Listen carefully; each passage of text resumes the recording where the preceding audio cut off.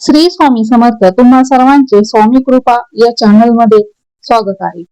तुमचा हा आजचा दिवस सुखाचा, समाधानाचा आणि आनंदाचा जाऊ अशी मी स्वामींच्या चरणी प्रार्थना करते आणि आजच्या या नवीन व्हिडिओला सुरुवात करते.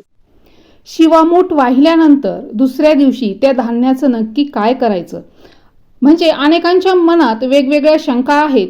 तर ते धान्य आपण खाल्लं तर चालतं का, किंवा त्या धान्याचं नक्की काय करायचं, दान करायचं का? बऱ्याचदा पूजा करताना ते धान्य ओलं सुद्धा होतं, मग त्याचं काय करायचं? या सगळ्या प्रश्नांची उत्तरं आजच्या या व्हिडिओमध्ये मी तुम्हाला देणार आहे. तेव्हा व्हिडिओ शेवटपर्यंत नक्की पहा, स्किप करू नका. बघा, श्रावणातल्या प्रत्येक सोमवारी शिवामुठीची पूजा केली जाते. आता श्रावणी सोमवारी केली जाणारी शिवामूठची पूजा कशी करावी, म्हणजेच पूजेचा संपूर्ण व्हिडिओ विधी तुम्हाला पाहिजे असेल तर स्वामी कृपा या चॅनलला मी अपलोड केलेला आहे, तर तिथून तुम्ही बघू शकता.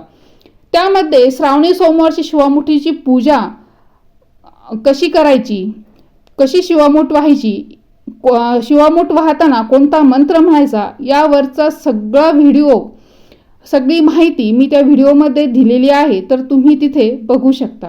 आपण शिवामुठीची पूजा करतो आणि महादेवांच्या पिंडीवर एक धान्य वाहतो. पूजा झाल्यावर त्या धान्याचं काय करायचं हा अनेकांना प्रश्न पडतो. आता श्रावणी सोमवारी वाहिलं जाणारं धान्य हे प्रत्येक सोमवारी वेगवेगळं असतं. म्हणजे पहिल्या श्रावणी सोमवारी तांदूळ अर्पण केले जातात, दुसऱ्या श्रावणी सोमवारी तीळ अर्पण केले जातात, तिसऱ्या श्रावणी सोमवारी मूग अर्पण केले जातात, चौथ्या श्रावणी सोमवारी जवस अर्पण केले जातं, तर पाचव्या श्रावणी सोमवारी सातू अर्पण केलं जातं. हे अर्पण करण्याची सुद्धा एक पद्धत आहे. शिवामुठीमध्ये धान्य घेतलं जातं आणि महादेवाच्या पिंडीवर ते वाहिलं जातं. अशा साधारण 3 मुठी तांदूळ किंवा 3 मुठी धान्य तर महादेवाच्या पिंडीवर अर्पण केलं जातं. 3 जरी नाही केलं तरी 1 जरी केलं तरी खूप पुरेसं आहे. प्रत्येक श्रावणी सोमवारी महिला वर्गाकडून ही पूजा केली जाते. नवीन लग्न झालेल्या मुलींसाठी तर ही पूजा खासच असते, कारण या पूजेचा मूळ उद्देशच हा आहे की आपल्या घरामध्ये सुख समृद्धी यावी, त्याचबरोबर सासरच्या लोकांचे आपण आवडते व्हावेत, सासरी आपण चांगल्या प्रकारे रुळावं, म्हणून ही पूजा नवीन लग्न झालेल्या मुली करत असतात. तर ही पूजा करत असताना नवीन लग्न झालेल्या मुली तशी प्रार्थना सुद्धा महादेवाकडे करतात की सासरच्या लोकांमध्ये आपलं व्यक्तिमत्व सगळ्यांचा आवडतं होईल, असं होऊ दे. त्याचबरोबर ज्या महिलांच्या लग्नाला भरपूर वर्ष झाली आहे तर त्या सुद्धा उद्यापन न करता ही पूजा करत राहतात. आपल्या कुटुंबाच्या सुख समृद्धीसाठी साधारणतः लग्न झाल्यानंतर 5 वर्षे ही पूजा करून मग त्याचं उद्यापन केलं जातं.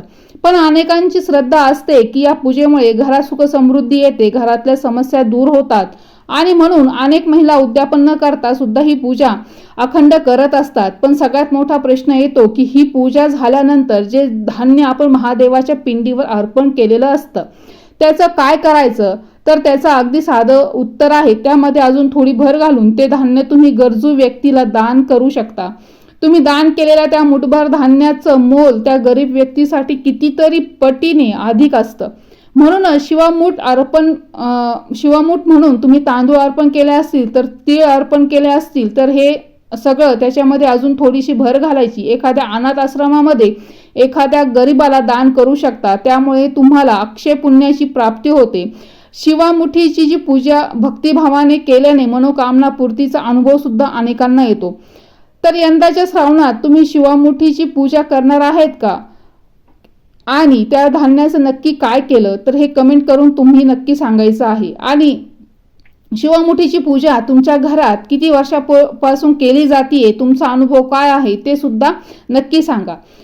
तर मला ही अत्यंत माहितीपूर्ण माहिती ही तुम्हाला तुमच्यापर्यंत मला ही शेअर करायची होती. तर शिवामुठीच्या धान्याचं आपल्याला काय करायचं असतं, अनेकांचा संभ्रम असतो, तर ही माहिती मला तुमच्यापर्यंत शेअर करायची असती.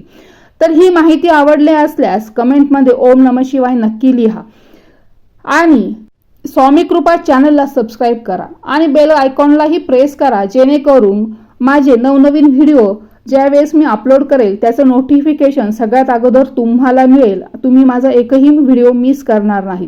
आजचा हा माहितीपूर्ण व्हिडिओ तुम्ही तुमच्या नातेवाईकांसोबत, आप्तेष्टांसोबत आणि मित्रजनांसोबत शेअर करा. त्यांनाही ही माहिती कळाली पाहिजे की ह्या धान्याचं काय करायचं.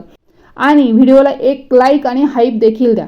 तर पुन्हा भेटूया अशाच नवनवीन आध्यात्मिक माहिती सोबत. तोपर्यंत श्री स्वामी समर्थ.